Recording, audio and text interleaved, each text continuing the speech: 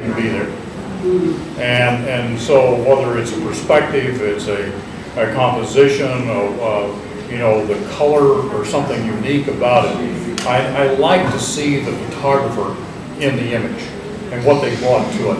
And it can be a very, very simple image. You know, you take an image just maybe like the one over there with the, you know, the table and chairs. Nothing could be simpler in its way, and yet, you know, subtle use, you know, the color of the blue is almost monochromatic in the background, and to some degree a very formal composition for something that looks so very casual, kind of thing. I can, you know, at least for me personally, I can see the photographer in that image, and you know, I can go around the room and talk about, you know, almost any of these that for me personally, and of course, I'm viewing them through only my eyes. Somebody else may look at an image, and it's perfectly valid to say, you know, it does nothing for me. I like work I don't understand. And that's a personal quirk of mine, or it's maybe a little bit easy. It's not necessarily easy to interpret or understand, because every time I come back to it, it leaves me the opportunity to reinterpret it. Sometimes an image is too easy. And once I see it, I know everything that I'm ever going to know about it. And it, you know, it may be beautiful or what have you, but there's no staying power to it. And sometimes it's too, and sometimes they're too perfect. Yeah. Yeah. You know, we've gotten into, I mean, we came from a school of perfect composition, perfect contrast, perfect focus, and today, that's not what it's about. You know, a lot of photographs today that are really powerful are more about what's not in the photograph.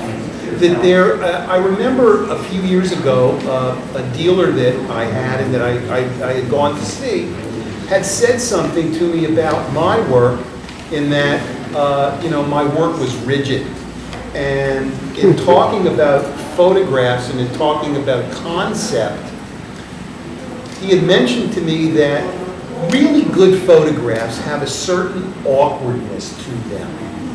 And this was at the time, I think, that photography was starting to evolve into in another direction from what we had traditionally done, which I call sticks and twigs kind of photography.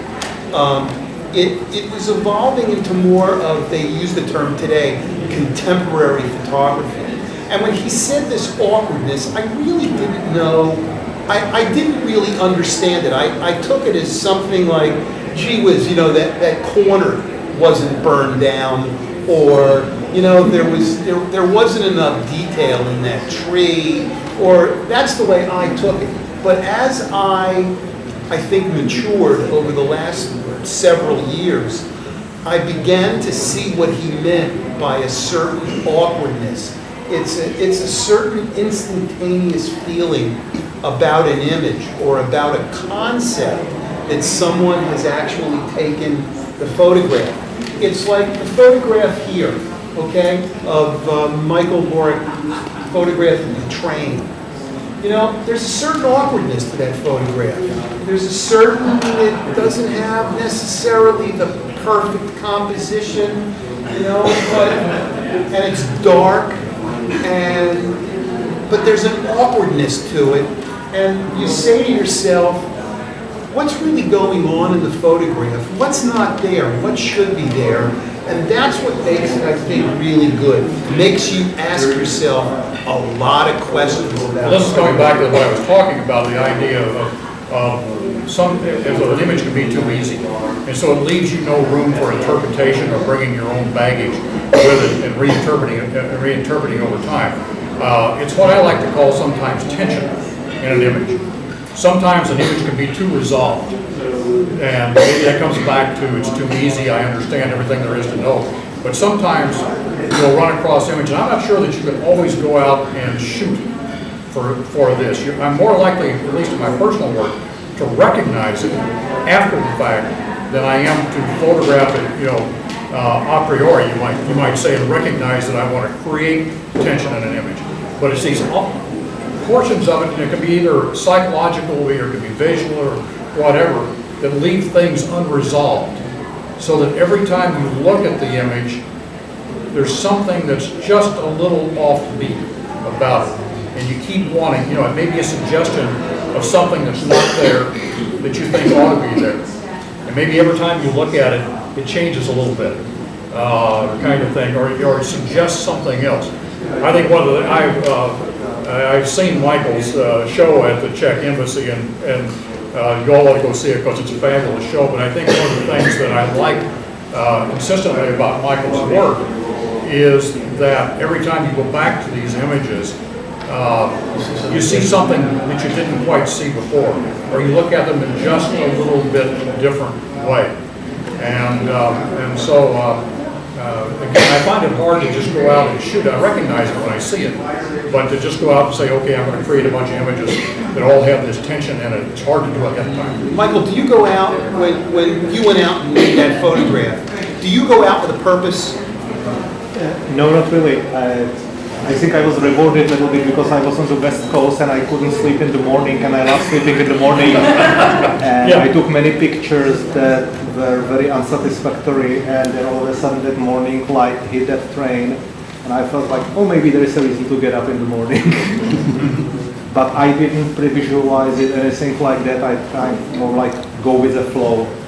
Do people here that, how many people, raise your hands, that actually take photographs that are in the room? So a lot of people, when you go out to take photographs or you work in a studio, do you have a specific goal in mind? Do you have something that you've seen in your mind's eye that you want to go photograph?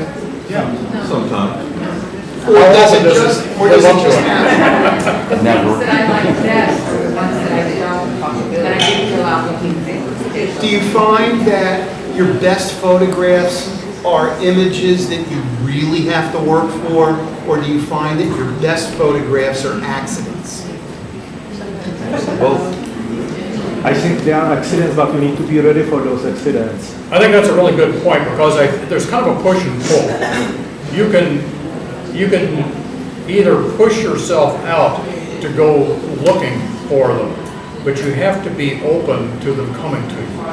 I'm really not trying to, you know, overly intellectualize this, but there's sometimes I think you can go out, and I mean, we all photograph. I do a fair amount of studio work, and I will often comment that I'm, you know, when I go into one of my sessions or something like that, I usually go in with a very good idea of what I think I want to accomplish.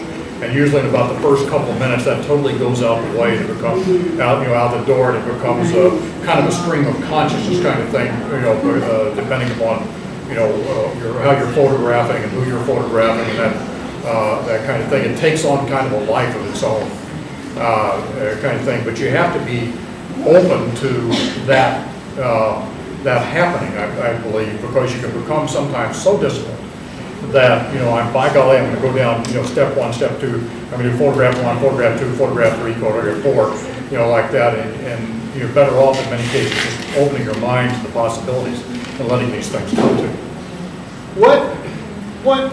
From the people that are here, the types of things that you photograph, are you thinking of a concept, or are you just on cruise control when you go out? Anybody? Well, depends. If I have a certain thing in mind of traveling in a foreign country, want to capture it on film, not digital, on film.